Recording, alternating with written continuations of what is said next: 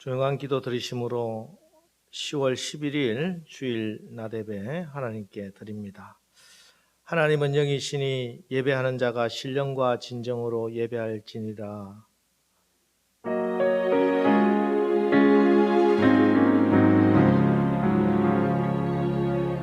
하나님께 가까이함이 내게 복이라. 내가 주 여호와를 나의 피난처로 삼아 주의 모든 행적을 전파하리이다. 하나님, 오늘도 사랑하는 주님의 백성들, 주님의 자녀들이 주님의 전에 나와 이렇게 한 목소리로 하나님께 찬송과 영광을 올립니다. 저희들 드리는 이 예배를 주님 기쁘게 받아 주옵소서. 예배를 통해서 성령께서 우리와 함께 하시는 구원의 역사를 경험하게 하시고 저희로 하여금 신령과 진정으로 예배하게 하옵소서. 이 예배로 모든 영광 우리 하나님께 돌리게 하시고 또 저희들에게는 기쁨과 은혜의 시간이 되게 축복하여 주옵소서. 예수님의 이름으로 기원하옵나이다. 아멘. 사도신경으로 우리의 신앙을 고백합니다. 전능하사 천지를 만드신 하나님 아버지를 내가 믿사오며 그 외아들 우리 주 예수 그리스도를 믿사오니 이는 성령으로 잉태하사 동정녀 마리아에게 나시고 본디오 빌라도에게 고난을 받으사 십자가에 못 박혀 죽으시고 장사한 지 사흘 만에 죽은 자 가운데서 다시 살아나시며 하늘에 오르사 전능하신 하나님 우편에 앉아 계시다가 저리로서 산자와 죽은 자를 심판하러 오시리라. 성령을 믿사오며 거룩한 공회와 성도가 서로 교통하는 것과 죄를 사하여 주시는 것과 몸이 다시 사는 것과 영원히 사는 것을 믿사옵나이다. 아멘. 찬송가 384장 찬송합니다.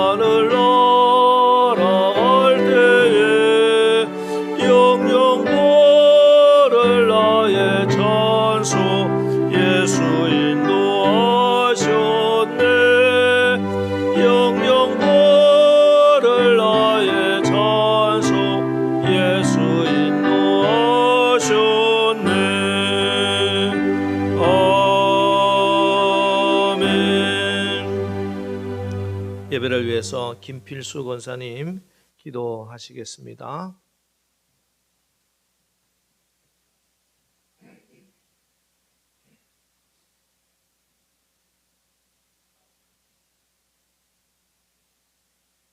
네, 기도하시겠습니다. 사랑과 은혜가 풍성하신 사랑의 하나님 감사드립니다. 이제는 아침과 저녁에는 제법 날씨가 싸늘해졌습니다.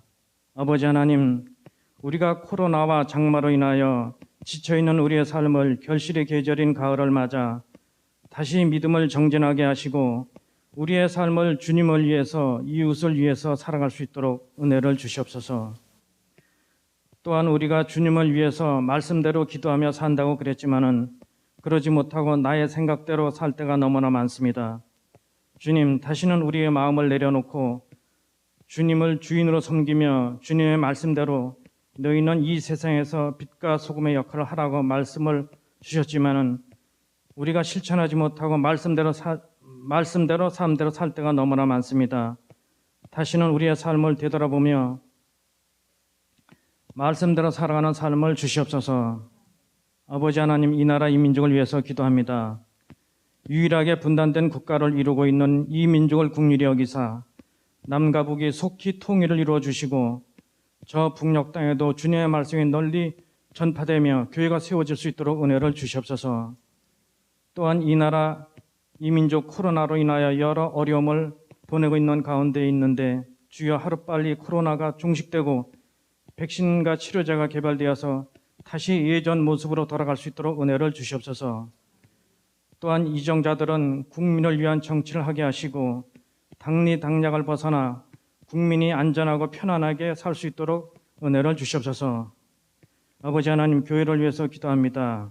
주님, 코로나로 인하여 예배를 정상적으로 드리지 못한 때가 10개월이 다 되어갑니다.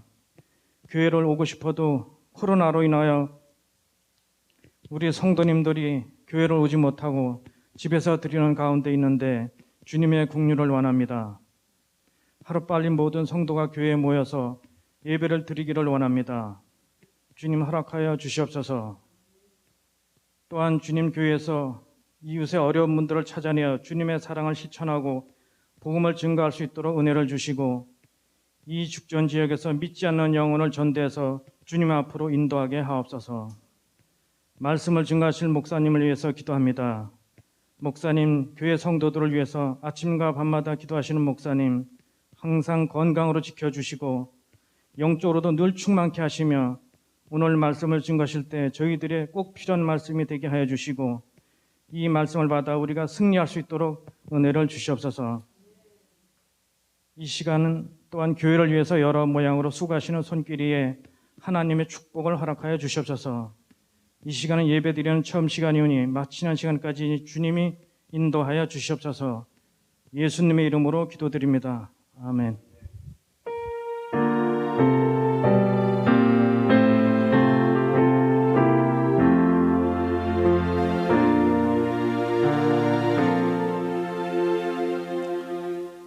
오늘 우리에게 주시는 말씀은 사도행전 말씀입니다. 사도행전 16장 6절부터 15절에 있는 말씀, 사도행전 16장 6절부터 15절에 있는 말씀입니다.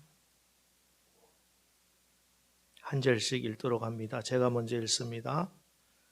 성령이 아시아에서 말씀을 전하지 못하게 하시거늘 그들이 부르기아와 갈라디아 땅으로 다녀가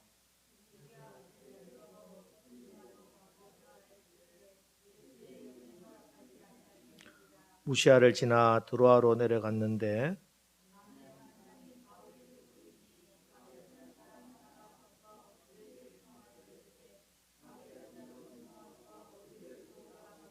바울이 그 환상을 보았을 때 우리가 곧 마게도냐로 떠나기를 힘쓰니 이는 하나님이 저 사람들에게 복음을 전하라고 우리를 부르신 줄로 인정함이러라.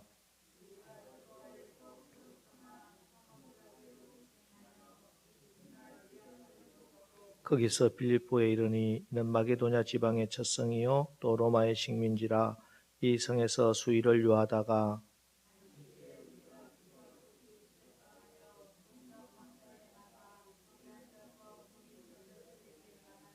두아디라시에 있는 자색 옷감 장사로서 하나님을 섬기는 누디아라 하는 한 여자가 말을 듣고 있을 때 주께서 그 마음을 열어 바울의 말을 따르게 하신지라. 그와 그 집이 다 세례를 받고 우리에게 청하여 이르되 만일 나를 주 믿는 자로 알거든 내 집에 들어와 유하라 하고 강건하여 머물게 하니라. 아멘. 이 시간 찬양 시간인데요. 오늘 이곳에 계신 성령님이라는 영상으로 찬양을 올리도록 하겠습니다.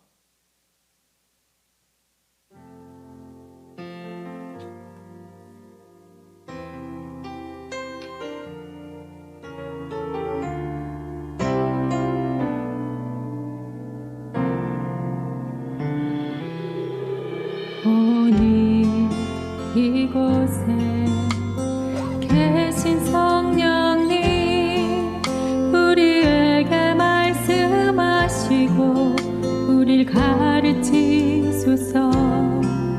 닫힌 우리 맘 열어주시고 주의 빛으로 밝혀 우릴 인도하소서. 주님보다 앞서지 않고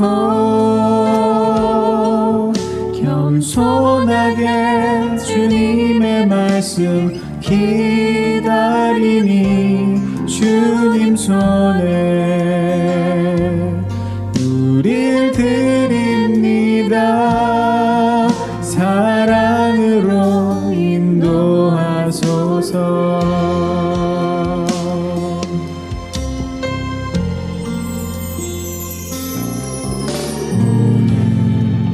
이곳에 계신 성령님 우리에게 말씀하시고 우릴 가르치소서. 닫힌 우리 맘 열어주시고 주의 빛으로 밝혀 우릴 인도하소서. 주님보다 앞서지 않고 겸손하게 주님의 말씀 기다리니 주님 손에 우릴 드립니다. 사랑으로 인도하소서.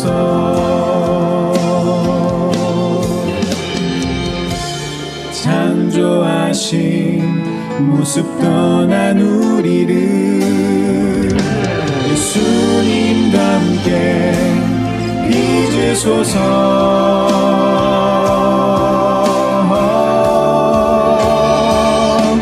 주님보다 앞서지 않고 겸손하게 주님의 말씀 기다리니 주님 손에 우릴 드립니다. 사랑으로 인도하소서. 주님보다 앞서지 않고 겸손하게 주님의 말씀 기다리니 주님 손에 우릴 드립니다. 사랑으로 인도하소서. 사랑으로 인도하소서. 사랑으로 말씀하소서.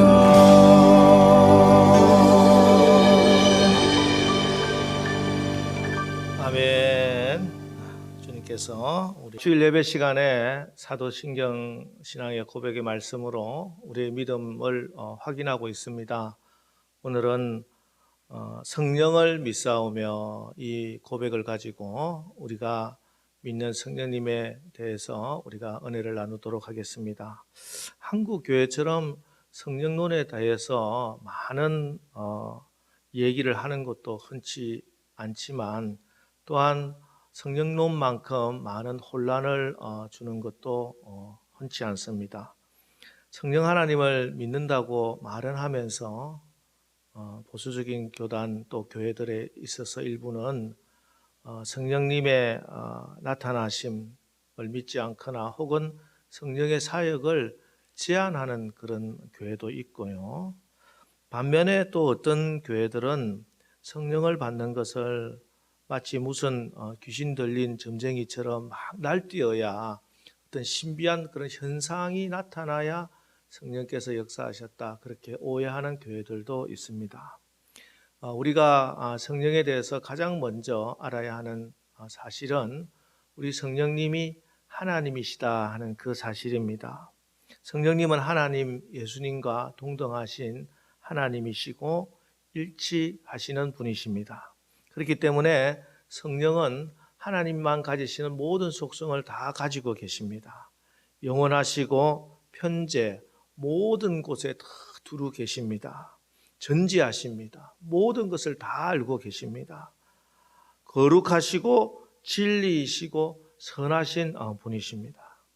또 성령님은 하나님이시기 때문에 하나님께서 하시는 그 사역, 특별히 창조 사역도 함께 하시고 선지자들을 통해서 말씀도 주시고 오순절에 예수님의 제자들에게 임하여 교회를 세우시고 구원의 사역을 이루고 계십니다. 다음으로 우리가 성령님에 대해서 분명히 알아야 하는 사실은 성령님은 인격이시다 하는 그 사실입니다. 무당이 신내림을 받으면 강신무가 되지요. 이렇게 되면 귀신이 그 무당의 인격을 지배하게 됩니다. 귀신에게 자기 인격을 다 맡기게 되지요. 그 대신에 강신무는 귀신들로부터 신통력을 얻습니다. 그러나 그 사람의 인격이 귀신의 지배를 받기 때문에 결국은 그 인생이 멸망하고 마는 것입니다. 하지만 성령님은 우리의 인격을 철저하게 인정해 주십니다. 그래서 성령을 모신 사람은 기쁜 마음으로 성령께 순종하며 변화된 삶을 산다는 것이죠.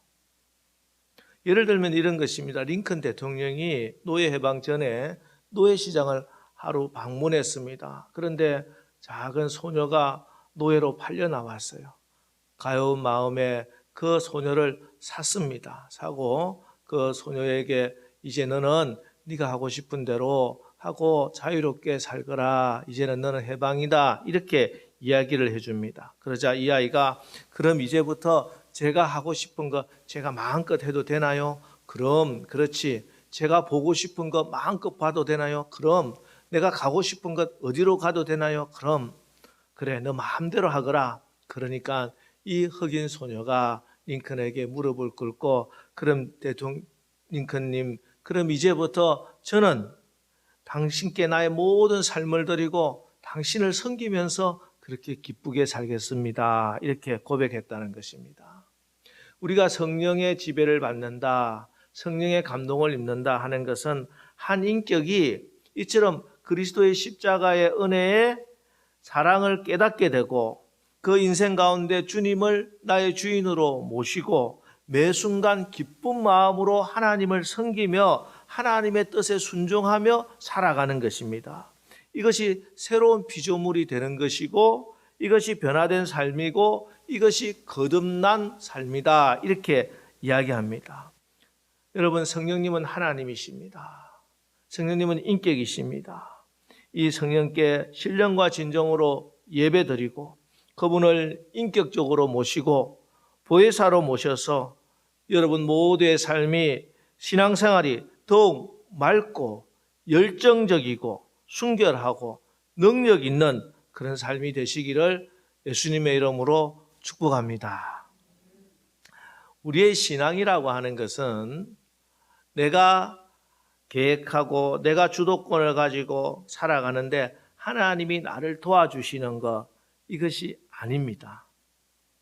믿음이라고 하는 것은, 우리 기독교 신앙이라고 하는 것은 전적으로 나의 삶을 하나님께 맡기는 것입니다. 그런데 우리가 믿음 생활, 신앙 생활 한다고 하면서도 많은 경우에 내가 내 인생 모든 것을 하나님께 다 맡겨버리면은 혹시 하나님께서 내가 생각하는 그 방향, 내가 생각하는 그런 삶, 내가 꿈꾸는 그런 것을 다 뺏어가면 어떨까 하는 불안감이 있지요. 그래서 성령 혹은 성령 충만이라고 하는 말을 들었을 때 두려움이 앞서고 마음의 문을 딱 닫아버리시는 분들이 의외로 많습니다. 성령에게 혹시 잘못 걸리게 되면은 나도 목사님처럼 모든 직장 다 때려치우고 신학교 가라고 하면 어떡하지? 내가 누리고 있는 거 이거 다 포기하라고 하면 어떡하지? 내 인생이 전혀 예상하지 못한 내가 생각하지도 않는 방향으로 막 뒤틀려 버리면 어떡하지? 하는 그런 두려움입니다. 그래서 나는 예수는 믿지만 성령으로 막 충만하고 성령의 지배를 받고 그러기는 싫습니다. 이렇게 말하는 분들도 있습니다. 그러나 여러분, 이런 두려움의 본질을 잘 보면요, 그것이야말로 우리가 늘 성령을 회피하게 만들어서 내 인생을 허비하도록 하는 악한 영의 간악한 속임수가 숨어 있습니다. 제가 얼마 전에, 꽤 전에 교회에서 이렇게 못을 박을 일이 있었습니다. 그래서 망치를 쳤는데 망치가 없어요. 근데 보니까 저게 몽키 스패너가 있더라고요. 몽키 스패너를 가지고 못을 박는데 그게 비틀어져 가지고 옆으로 나가 가지고 이 손가락을 확 찍어 가지고 손가락을 다친 적이 있습니다. 몽키 스패너는요, 볼트, 너트를 조이기 위해서 만들어 가지고 돼 있죠. 그래서 그것을 써야지 그 몽키 스패너는 가장 잘 쓰임 받는 것입니다. 못은 망치로 박아야 됩니다. 여러분, 우리 인생이 가장 승리하는 것은, 가장 잘 사는 길은 나를 만드신 하나님이 나를 향해서 계획하신 그 의도대로 내 인생을 살 때입니다. 성경은 이것을 형통한 삶이다 이렇게 이야기합니다. 즉, 하나님이 나에게 특별하게 주신 재능과 은사를 발견하고 나에게 주신 그 하나님이 주신 은혜와 능력을 가지고 하나님이 본래 나를 이 땅에 보내실 때 그 목적하신 목적을 이루며 사는 것, 이것을 형통한 삶이라는 거예요. 그런데 지금 세상의 많은 대부분의 사람들은 나에게 하나님이 무슨 꿈을 꾸고 주시고 나를 통해서 무슨 일을 하실까 보다는 세상 사람들은 어떻게 사는 것이 성공한 삶이라고 하고 어떤 삶이 성공한 삶인가, 나의 삶을 사는 것이 아니라 다른 사람들이 만들어 놓은 삶을 사는 것을 성공하는 삶이라고 생각하는 것입니다. 여러분, 그런 것이 아닙니다. 진짜 성공한 삶은요, 하나님 안에서 우리 자신에게 주어진 나의 인생을 사는 것이 승리하는 삶이고 성공하는 삶인 것을 여러분 깨달아지시기를 주의 이름으로 축복합니다. 이게 최고의 삶입니다. 이게 승리하는 인생이라는 것이죠. 이런 인생을 사는 유일한 방법은 뭐냐면은 나를 나보다 더 잘 아시고 나에 대해서 나보다 나를 더 사랑하시는 그 하나님, 그분 성령 하나님의 손에 붙들려 그분의 이끌림을 받는 삶을 살 때 우리가 그런 삶을 살 수 있다는 것입니다. 찬송가 오늘 부른 384장 나의 갈 길 다가도록, 이 찬송의 후렴에 무슨 일을 만나든지 만사 형통하리라 이렇게 찬송하는데, 여기 무슨 일이라고 하는 게 무슨 일입니까? 이 무슨 일은 좋은 일도 있을 수 있고 나쁜 일도 있을 수 있습니다. 때로는 고난일 수도 있고요, 손해보는 것일 수 있습니다.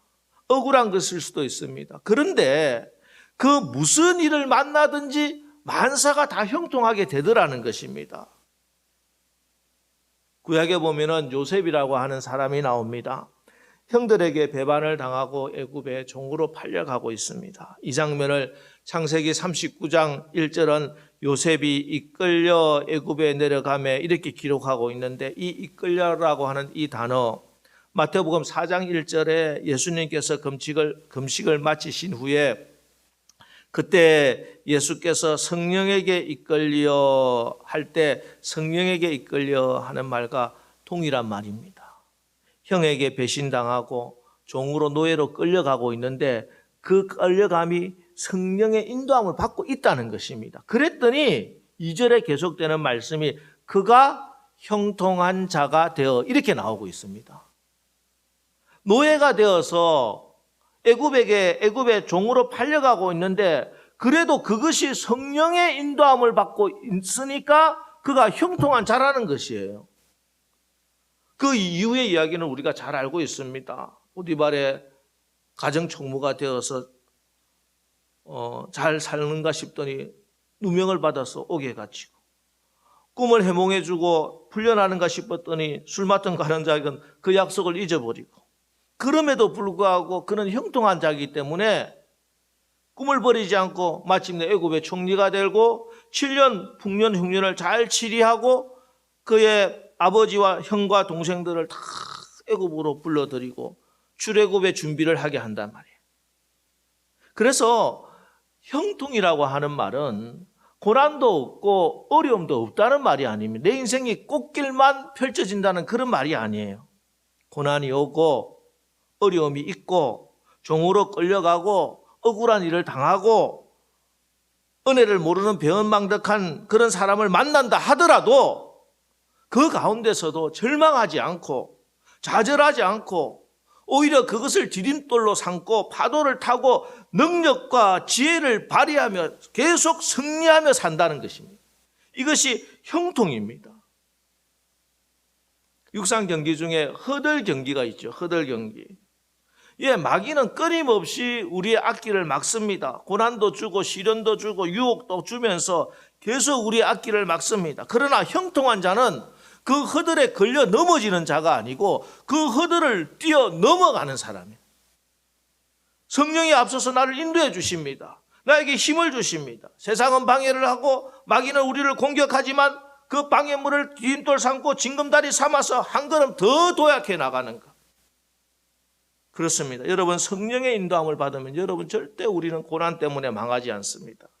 넘어지지 않고 넘어가게 되는 줄 믿으시기 바랍니다. 이게 형통한 삶입니다. 이게 성령의 인도함을 받는 삶이라는 것이에요.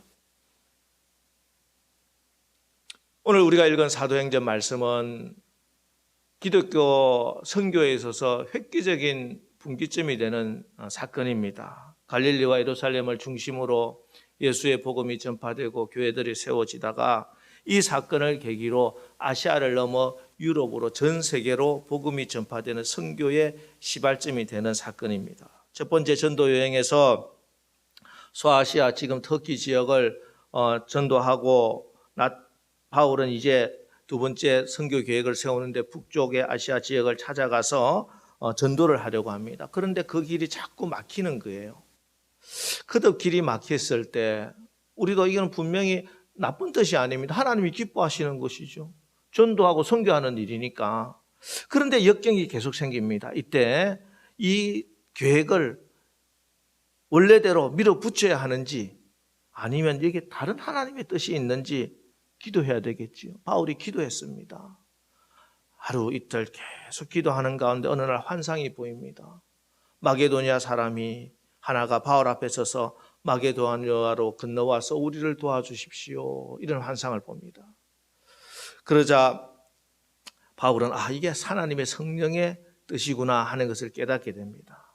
그렇지만 지금 바울의 형편은 당장 유럽으로 건너가서 선교를 하는 형편이 아니에요. 유럽 선교에 대해서 지금 계획도 세운 적도 없고요. 준비도 없었습니다. 유럽 땅을 밟아본 일도 없습니다. 그 지역에 대해서 공부도 안 했고 준비도 없어요. 그럼에도 불구하고 바울은 성령이 지금 순종하라고 하시니까 순종하기를 결단합니다. 그랬더니 그때부터 길이 열리기 시작합니다.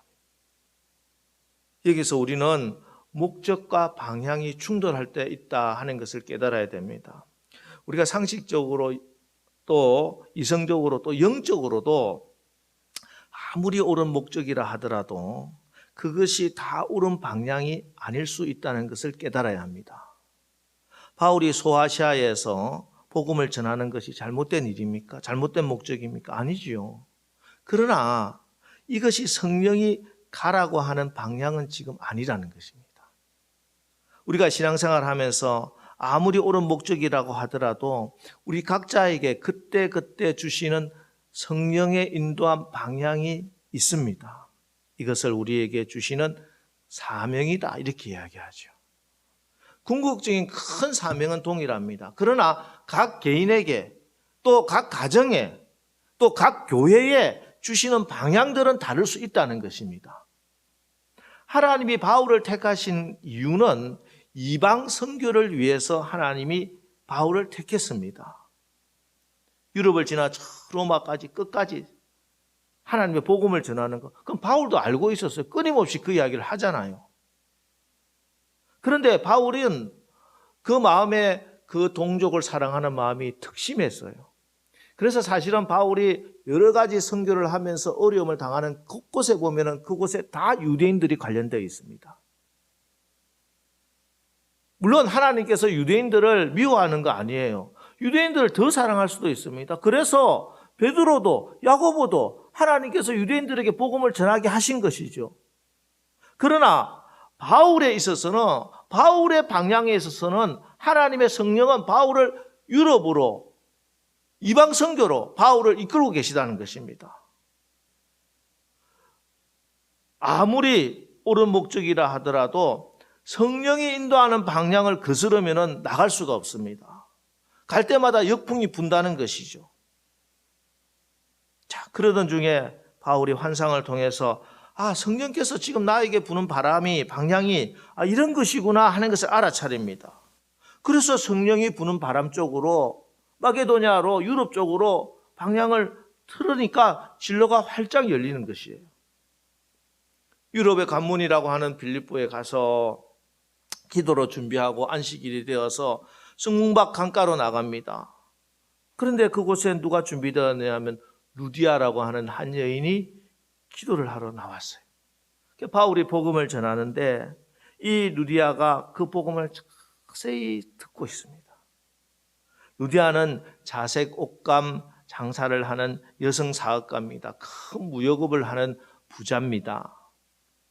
전할 때 루디아에게 일어난 일을 오늘 본문은 이렇게 기록합니다. 14절 두아디라 시에 있는 자색 옷감 장사로서 하나님을 섬기는 루디아라 하는 한 여자가 말을 듣고 있을 때 주께서 그 마음을 열어 바울의 말을 따르게 하신지라. 주께서 루디아의 마음을 열어주셨다는 거예요. 성령이 루디아 마음을 열어주시고 성령의 손길이 루디아 마음에 들어갔습니다. 그러니까 복음이 들리기 시작하는 거예요. 성령이 우리 마음에 들어오시면, 성령의 손길이 우리에게 들어오면 하나님의 말씀이 들리기 시작합니다. 설교를 마치고 루디아는 그 자리에서 일어나 온 집안 식구가 세례를 받고 바울에게 이렇게 청합니다. 15절 만일 나를 주 믿는 자로 알거든 내 집에 들어와 유하라 하고 강건하여 머물게 하니라.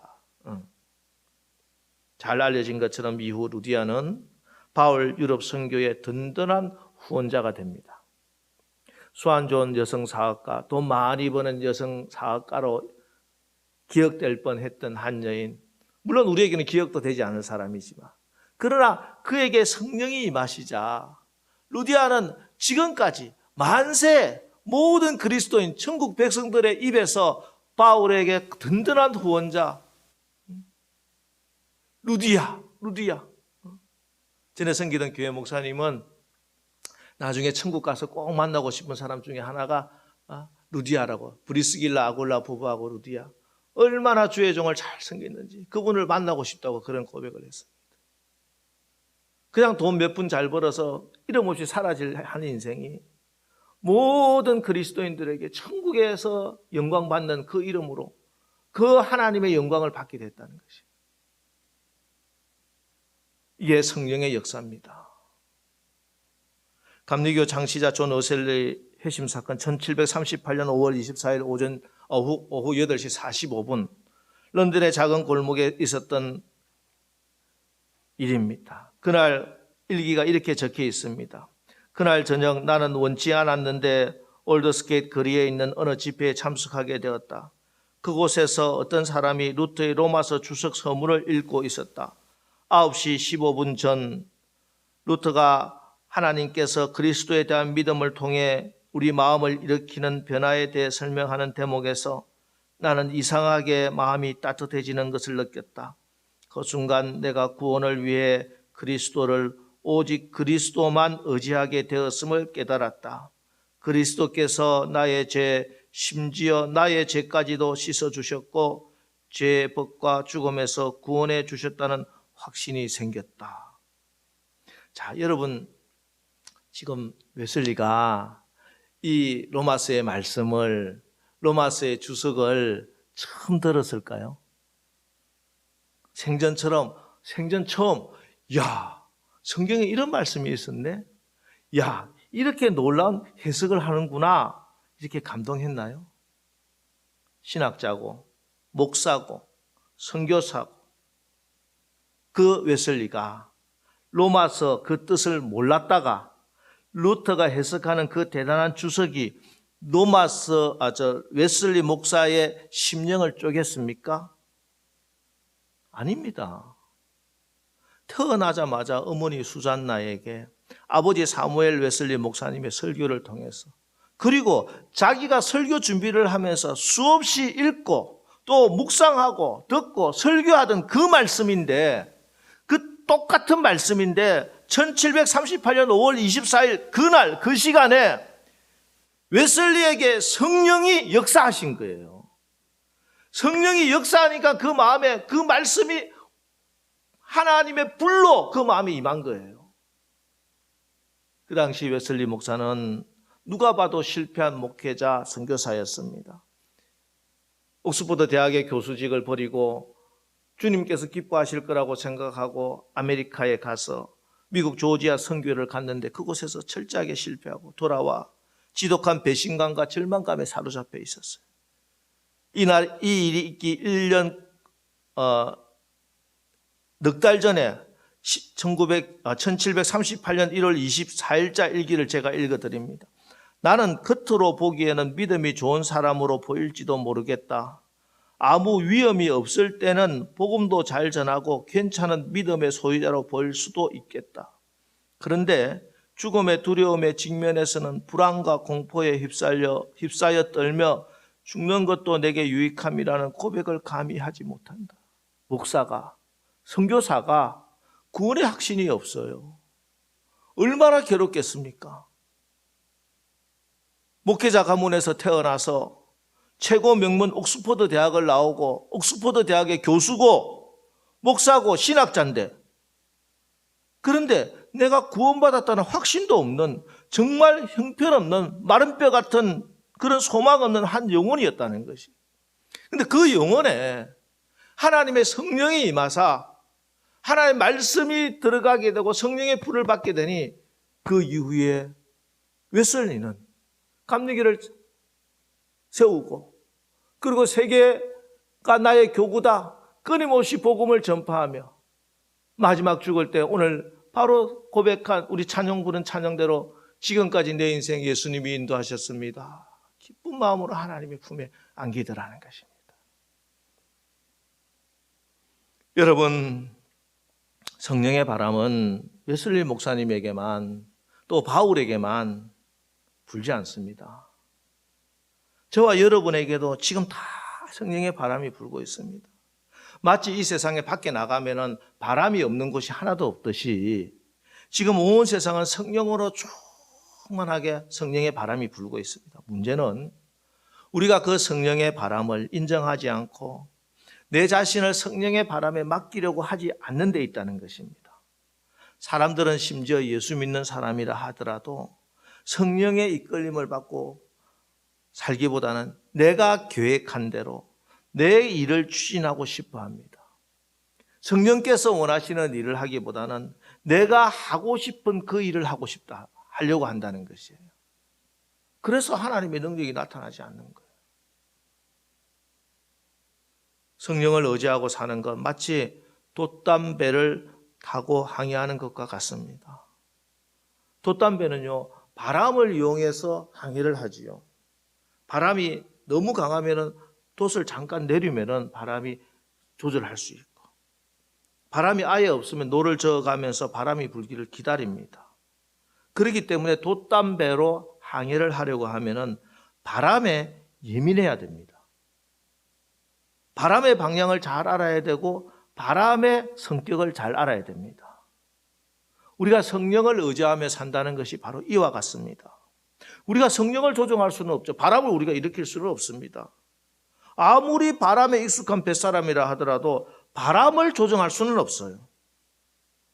우리가 할 수 있는 일은 성령의 바람에 예민해지고 그 바람에 나를 맡기고 그 바람이 인도하는 대로 항해해 나가는 것입니다. 그런데 현대인들은 더 이상 돛담배로 내 인생을 운행하기를 거부합니다. 모터 엔진을 발명한 후에 내가 모터가 있으니까 이제는 바람이 없다고 생각하죠. 바람에 의지하는 것보다는 훨씬 더 빠르게 모터 엔진을 통해서 내가 갈 수 있다고 착각합니다. 어떤 때는 바람이 역으로 불어도 관계없어요. 모터 엔진만 세게 돌리면 그 바람을 뚫고 막 배가 전진해 나가는 것입니다. 그렇죠, 그죠? 돛을 사용할 때 선장에게 가장 필요한 지식은 바람에 관한 지식이었는데 이제는 바람과 관계없이 기계에 대한 지식만 있으면 된다고 생각합니다.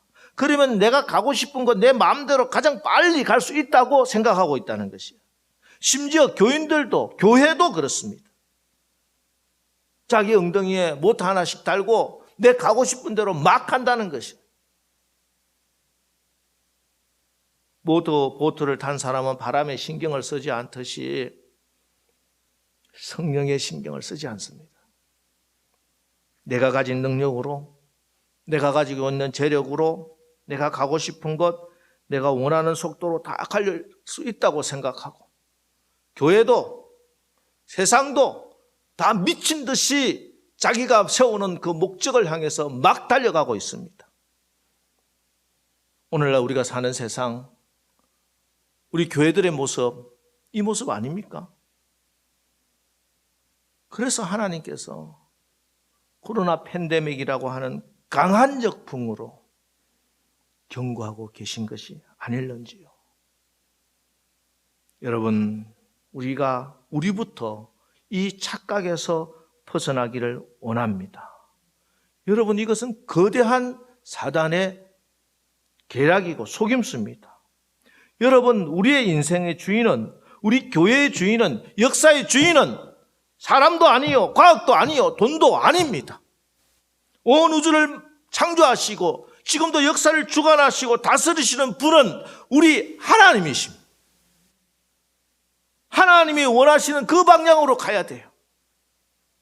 그렇지 않고 모터 달고 쌩쌩 달리다가 그냥 인생의 바다에서 뒤집어지든지 아니면 백길이 충돌을 하든지 다 파손되어서 난파되는 인생을 살 수밖에 없습니다.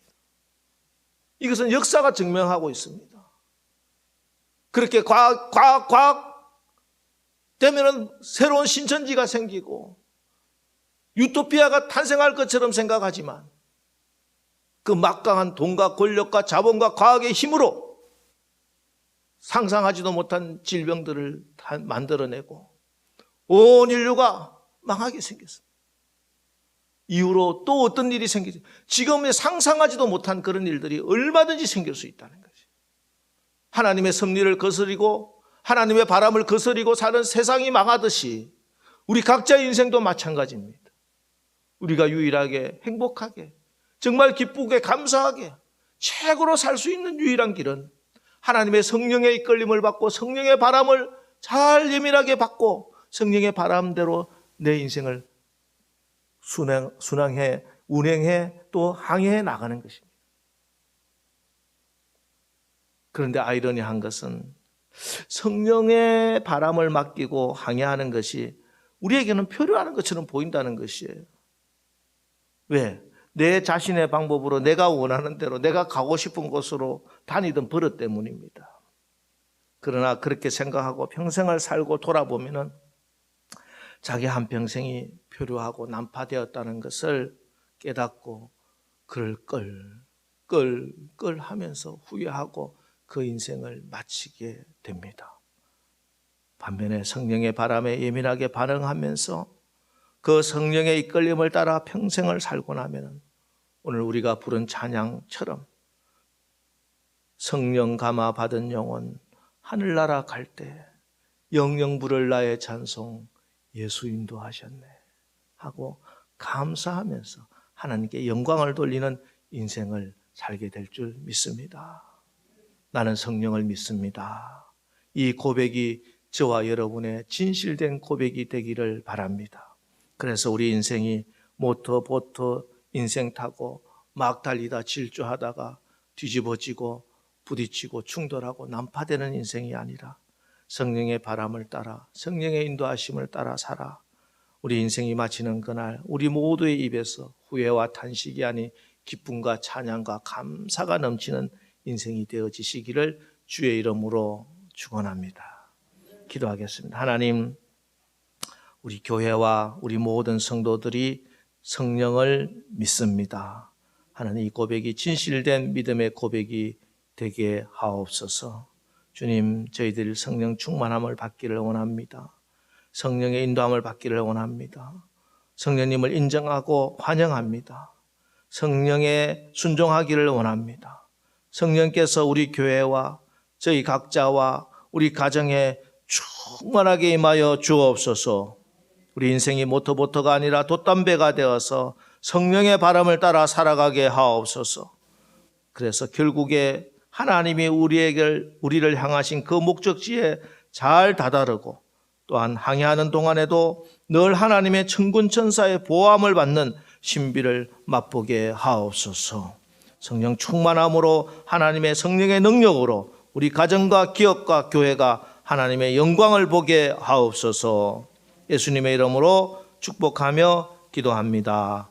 아멘. 이 시간 찬송가 50장 찬양 부르고 하나님께 헌금을 봉헌에 올리겠습니다.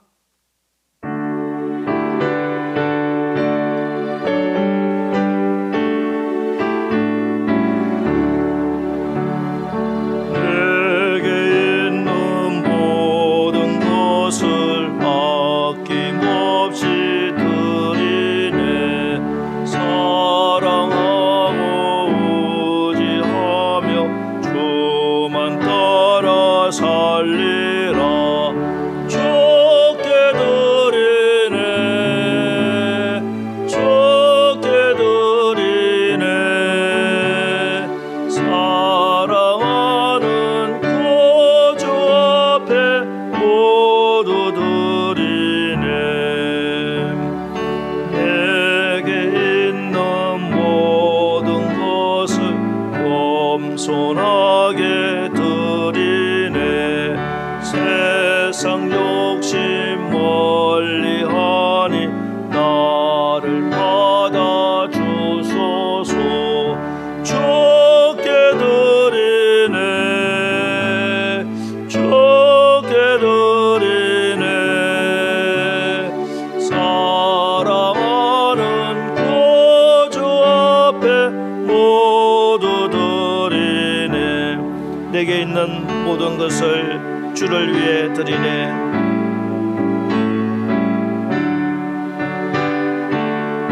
주의 성령 충만하게 내게 내려 주소서.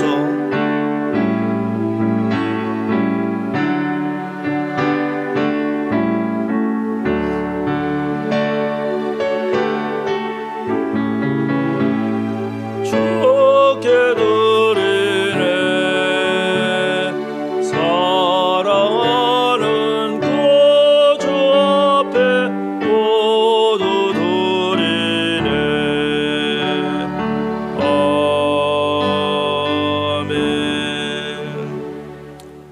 하나님, 오늘 또 이렇게 사랑하는 주님의 백성들, 주의 자녀들이 하나님 앞에 나와 예배합니다. 예배를 드리며 빈손으로 나오지 않고 이렇게 정성스럽게 주님께 예물을 드리오니 하나님께서 이 모든 예물을 기쁘게 받으시고 축복하여 주옵소서. 이 예물 속에 있는 우리의 기도와 또 우리의 모든 삶의 정황을 하나님께서 받아주시고 긍휼히 여기시고 이 헌금들을 통해서 주님의 은혜와 축복이 넘치게 하옵소서. 사랑하는 우리 성도들의 가정과 기업과 모든 가족 식구들 주님의 보혈로 덮습니다. 전염병이 횡행하는 이 시간 살아갈 동안에 주께서 하늘의 천사를 보내서 이 모든 질병으로부터 우리를 지켜주시고 부지중 사고 당하지 않도록 하여 주시고 사기꾼들, 악한 사람들, 간사한 사람들 만나지 않도록 만남의 복을 다하여 주옵소서. 영적으로 육적으로 유익된 사람들 만나 합력하여 선을 이루는 우리들 다 되게 축복하여 주옵소서. 우리 교회 가정의 어린 자녀들, 부모님들 안전 건강을 지켜주시고 외국에 있는 자녀들 주의 날개 그늘 아래 보호하옵소서. 성도의 사업장마다 복의 복을 다하여 주시고 우리의 사역의 지경을 넓혀주시고 항상 주의 도우심의 손길이 임하여 환난을 벗어나 근심이 없게 하옵소서. 예수님의 이름으로 축복하며 기도합니다. 아멘.